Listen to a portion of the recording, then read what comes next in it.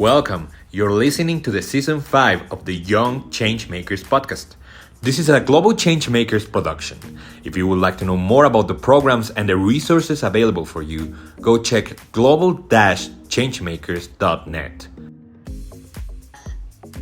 Hello, Qaisar. It is a pleasure having you here. Thank you so much for accepting the invitation to the Young Changemakers podcast. Hey, Megan, thank you so much. I'm really excited to be on your podcast and thank you for inviting me. Now, we're very happy from our side. And to start, we would like to ask you, can you briefly introduce yourself and your role at WALI? Sure. My name is Qaisar Roonjha and I've been a global change maker since 2009 and 10. I attended Global Youth Summit happened in London. Since then, I've been very much involved with Global Changemakers. I've been a facilitator as well as involved in a lot of other projects with GCM or Global Changemakers family. So I co-founded WANG Lab of Innovation. It's actually part, or would you say a sister to the existing organization that I co-founded earlier, which is called Welfare Association for New Generation. But WALI, which is WANG Lab of Innovation, is more of a technology-driven social enterprise that aims to transform rural communities by using technology and innovation.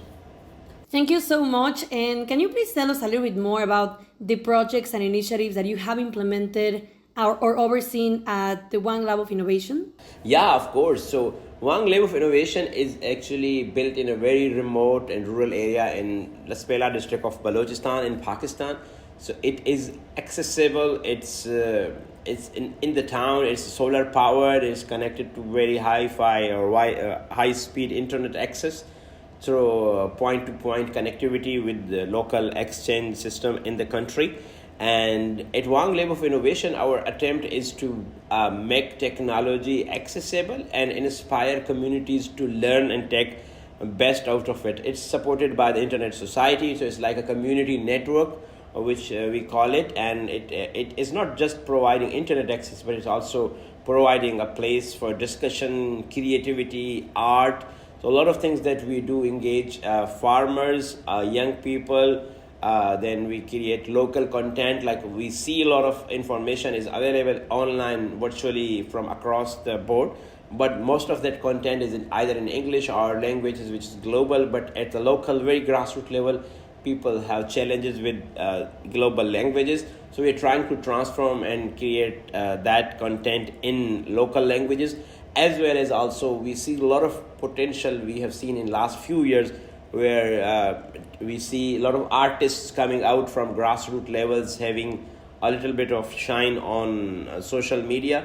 So at WANG, what we are doing at WANG Lab of Innovation is creating a platform where a young artist just need to come to our lab. He does not need to have skills online managing, creating content or anything. He just needs to have more of what the natural talent he poses or they poses. And then we provide them platform from creating their brand to launching them and making them viral. So those are some of the projects. And one recent one that I really love is our summer camps that we organize because students are very busy with their studies and they don't have much time to go separate classes for computers or things. So we organize summer camps where we bring young people together and they learn technology or basic things which would help them in even their studies as well. Thank you so much. It's so interesting because it's not only one project, but you have a lot of initiatives from providing internet to being a platform for creativity, also providing content in local languages and summer camps for technology. Everything is very important, especially nowadays. But the question that I've been having throughout your intervention is, what inspired you to start with this? What inspired you to co-found WALI and to work towards bridging the digital divide in your country? Yeah, I think one thing that inspired me, I look back at my life growing up in a rural area in Balochistan. My life was changed because of internet and my early access to technology and computers. I still remember how hard it was for me to get access to the internet. I have to go to 100 kilometers apart to another city to get connected and probably appear in any online interview because internet connectivity in my hometown was a luxury if you can get it, but it wasn't possible. And also computer and other technological tools are very expensive. So a lot of our population communities, they live below the poverty line. It is very hard for parents or families to get access to computers. Even if they have the access to computer, access to electricity is a challenge because there are power shortages. And even if they have electricity and they have computer connectivity, internet connectivity is a massive challenge, which promotes digital divide. And that leads to, when I see young people today, and I see them, if they don't get access to technologies and equipping them with the modern skills, I'm really concerned about their futures down the line in next 10 years, 15 years, because everything is going to go through technology.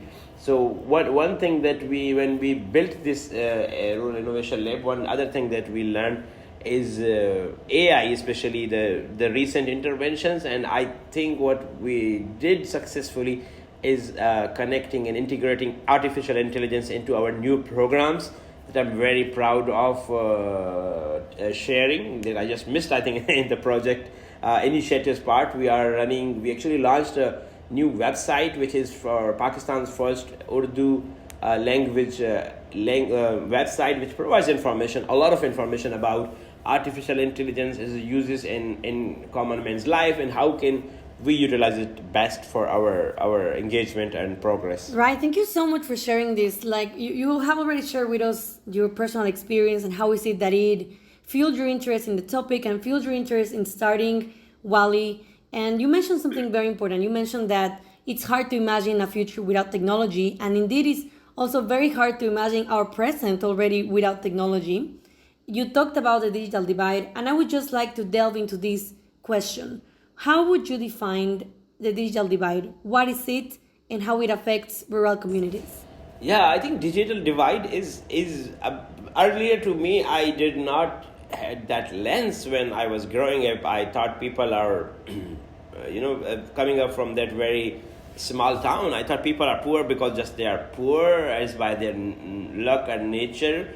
But as I grew up and I start understanding concepts across the world, how systems keep us at the lower level and how our social mobility is limited because of the access to opportunities, I thought internet and digital technology was something that that could have been used to mobilize or speed up the process of changing or providing a speedy process to social mobility thing. But because technology access was something that was very limited, and those who do not have access, that was creating a community of divide. Even not just in communities, but I would see in families where one sibling has access on a laptop or internet, the other one would remain very far from them. So then we turn this into narrative, into communities, and we see if some communities or some families, if they have access to technologies and internet, I could easily say that other families or other communities gonna left behind because they do not know what is necessary right now. They are putting more time, more efforts, but technology is one thing that could have clear that divide.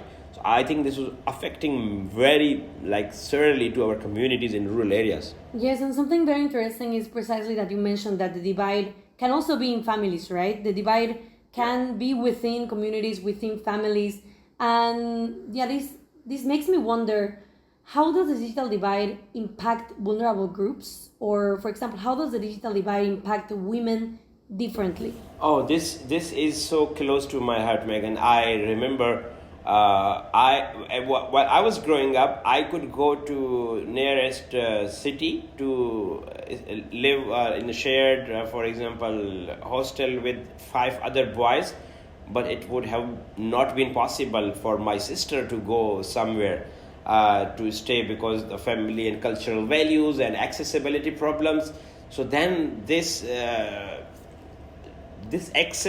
divide is further impacting gender and also on other marginalized groups. For example, people with disabilities cannot move to cities, or those who need special assistance would always suffer because, for example, in rural areas we don't have paved ways or highways or better transport. So for families, it would be possible to just drop a wheelchair bound person to a nearest lab, which is like just a 5-minute walk, but it would be hard for them to get them into car or something and then go like 10 kilometers ahead and leave them to learn in the city. So when we were working on this idea, our idea basically was to make it accessible without any kind of barrier for either it's people who are affected by gender discrimination, gender divide, or people who needs special assistance, who are differently able, needs these kind of access. So our lab that we get is fully accessible to everyone, and because it's a very much in the center of 5 to 6 villages, so even if a girl wants to come with her sister or alone, she just needs to walk like 5 minutes from her home, and they are in the lab, which is equipped with the highly technological accessories, high-speed internet, and best tools to learn, being within their own areas without any resources. They just need to walk into the lab, and they are welcome in a world of transformation and change. Thank you so much for explaining this to us, because it's true, like the digital divide can indeed exacerbate inequalities, especially in terms of gender, and you explained it precisely in a case that is very close to you, to your community, and to your personal experience. So now let's move on to the power of innovation and technology and the power that this has to transform lives. So how do you see innovation and technology playing a role in solving pressing social and environmental issues? Yeah, I think it is. We see no borders. We saw in COVID how technology has played a vital role in our learning and in our day-to-day work life, but there were still divides in people who do not have access to those issues. Now when I see technology even getting greater than before and access becoming more approachable for a wider community, we see a lot of challenges. For example, one of the recent example that I could quote is we were under a deadly floods in Pakistan, and my organization and we did partnership with WANG Lab of Innovation and other organizations. We engaged our youth leaders, volunteers to go into community and identify people who are in need of help. And that data-driven campaign was something that helped us to raise funding, highlight the issue. And it was all because of these local leaders or local young leaders who understood how can technology change the narrative and make things more accessible. For example, one of our recent intervention, we call it Las Jawan, where we are engaging young people on fighting against climate change. So they are using a lot of technological tools, for example, creating content in local languages, asking about why we should stop deforestation, asking about how should we promote alternative energies. And I think those technologies have provided platforms to those who were heard, but it was very limited place, a very limited universe. Now their voice is echoing. For example, we saw a lot of our other social issues. For example, in education sector, we saw a lot of young people dropping out of schools because the schools did not have enough facilities and were challenging. Some people could talk to some local representatives, but they were not heard. But when they got trained on social media and those technological tools, their voice was echoing. It went to viral, and people from the federal governments and provincial governments took action. And I have like a number of examples where social media actually created a massive change. For example, one example was there was a school where students were sitting under a tree for 14 years, a government school, but there was no building. Our volunteers went there, they made the video went viral, and next month they got a proper building for their school. Could you imagine the power of technology that we could utilize to raise issues and solve them? Certainly. No, I mean, it is impressive. And the thing is that these tools are there, but if people don't have the knowledge and don't understand how to use them, there's a lot that they're missing on, right? And that's why initiatives just like yours are so important.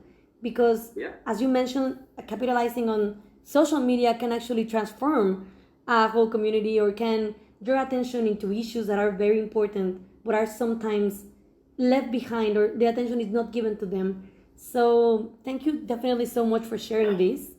And I also wanted to delve into some of your projects, some of the initiatives that you mentioned. Now that we're talking about the power of innovation and technology, you also talked about how is it that there is content that is produced in local languages with the support of technology. And you mentioned at the start of this conversation about the summer camps on technology. Can you please expand a little bit more in these two initiatives, and how is it that these two initiatives that are using technology are transforming your community? Sure. So one of the key program that we did is hosting a podcast. It's called Campus Kahani, hosted by one of our team member Hafsa. What she does, because we see in campuses and in schools there are a lot of issues, and I don't know about other communities, but in our culture it's very hard for women to come up and speak about issues that they matter, especially despite the fact they are in campus, they are studying, but because the traditional values, women will not get coverage on media or in local even newspapers, but they have voices that need to be heard. So our team member and volunteer Hafsa came to us and said she wanted to start a podcast, but she does not understand how everything works. So we're like, okay, great. If you have idea, you just need to have a mobile that you could record whatever conversation you're having with your friend, and rest of us, our team will manage. So what Hafsa does, Hafsa goes to her university or school, and she have this conversation with her colleagues and friends and other girls that she interact with, and highlights the problems, and a simple voice note or audio recording is sent to us. Then our team actually then doing entire thing, from promoting, from creating social media posters to uploading it on her the Campus Kahani's YouTube channel, branding, search engine optimization, editing, everything. And that makes it very useful for Hafsa, because otherwise she might have a good speaking skills, but then she has to worry about the technological part. So now as one of the example of Hafsa, now she just only has to worry about the issue she really wants to highlight. The rest of it is being managed by our volunteers at WANG Lab of Innovation. So this is one example. The other example that I want to highlight is the recent work that our volunteers did in Las Bela floods. We were very able to bring, because when floods come, our own district was under the floods, and there were no connectivity except WANG Lab of Innovation, because we had a separate connectivity other than the local mobile phones or something, which is called point-to-point connectivity. So volunteers would go the entire day in fields and highlight, bring stories from fields to our lab, then upload them on our shared drive. And one of our team members was sitting in other part of the country. They would download everything and then make stories out of those. So those stories went viral on our social media, and we were able to raise around 220, I would say 220 or $240,000 for our fundraising campaign. That actually led us to build 50 homes for women-led families in Las Bela district, like 50 homes. So I think it wasn't possible if the technology wasn't there, if WANG Lab of Innovation wasn't there. So this had changed everything, the way we responded the floods. No, that is impressive. Thank you so much for sharing these examples with us. And with all the experience that you have had throughout these years with the WALI, in your community, what are some of the key lessons that you have learned as a leader in the context of rural innovation and technology? That's a very interesting question. I think a key lesson that I can take from this experience is engaging people. Like, if we start expecting that people would understand what is happening at first, is a different challenge. You might not get a quick encouragement or confidence from people, but you understand. If you are a community leader, you know how as a visionary leader, you see how world is going to look like years before. For example, in our case, when we started building WANG Lab of Innovation at the start of year 2022. At that time, everyone was like, no, this can't be done. This is a rural area. We have electricity problems. We don't have connectivity. You are wasting your energy into this. But because I was working in the community and I had my broader perspective of change and transformation that I learned from Global Changemakers and other programs that I've been part of, and I knew that as a leader, I have to think beyond what a common man would think. And I think that was my one lesson, that as a leader you also always have to think beyond the limitations, and possibilities become possible when you have that greater vision of empowering others. So that's where I started, and initially people were a bit doubting that this might really happen. And now when I go back and I see a lot of people coming, women are coming there, young people, children, farmers are coming there, and they're trying to learn as much as they can. And especially after this AI revolution, everything has changed, and we are now training young people who are very proficient with their skills, and they know how to now deal, at least coming ahead in their future. So I think lessons are very simple: be consistent and be a visionary. Look around the challenges that the other part of the world are facing, and then kind of predict what might happen with your community if you do not take this action right now. And always find allies, partners, and people who think alike you, or who could be your support. Not support in like just in financial matters, but support in just a moral support, a content support, or encouragement. That would really make things happen. Definitely, being a visionary, as you put it in your own words, I think it's key. It's important to see beyond the limitations, as you very well mentioned, and as well to have partnerships. And my next question is actually related to engaging other people. And we are the Young Changemakers podcast. You are young, you are also part of this network. How do you see the role of young people in addressing the digital divide and driving positive change in their communities? Oh, I think young people are the key. That like they have the potential, especially if you are a young person today. It means you are already somehow introduced to technology, and because now you are in mid of your age, or mid 20s, or in early 30s, or you are getting into your 18s, you already have heard conversations around your families, around your seniors, teachers, and those regrets coming from people who did not get a chance to get equipped with technology. And then now you also see children growing up, and then you could predict, what could go wrong if these children here not get access to technology and learn tools which are very important for their future jobs, for future change. So I think young people play a key role, and it's not just about having fun. I understand it's very important to having fun on social media, like watching funny videos and things, but how could we I think one thing that I could see, I give example a lot of places, is, for example, in earlier years without technology, many of our colleagues did not get opportunities, because those opportunities were limited to bigger cities and bigger towns. But people from rural areas or rural communities would not get to even know what was happening, what kind of opportunities there. But now that the level is like, the field is leveled. So now if you have talents, if you have skills, you can compete by sitting just in Las Vegas with the student or with the youth and across the region and other part of the country. So the best way young people can transform this is to share with others. If you know something, transform it to others. Create more opportunities for accessibility. If you are a brother, help your sister to learn. If you are in a community, you know the technology, make it accessible, or tell parents why it's important for their children to learn these technologies and get access on these learning opportunities, and educate teachers. If you have teachers around you who are not familiar to technology, tell them how could technology help them to diversify their learning and learning skills.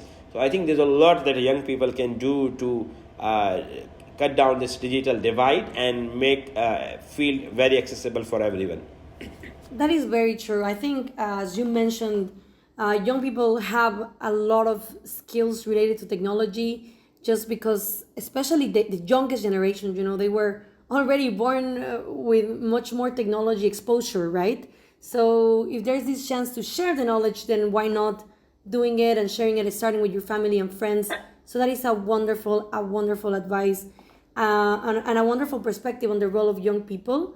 But, beyond the role of young people, what do you think are the unique strengths, let's say the unique advantages and perspectives that young people bring to the table when it comes to leveraging technology for social impact?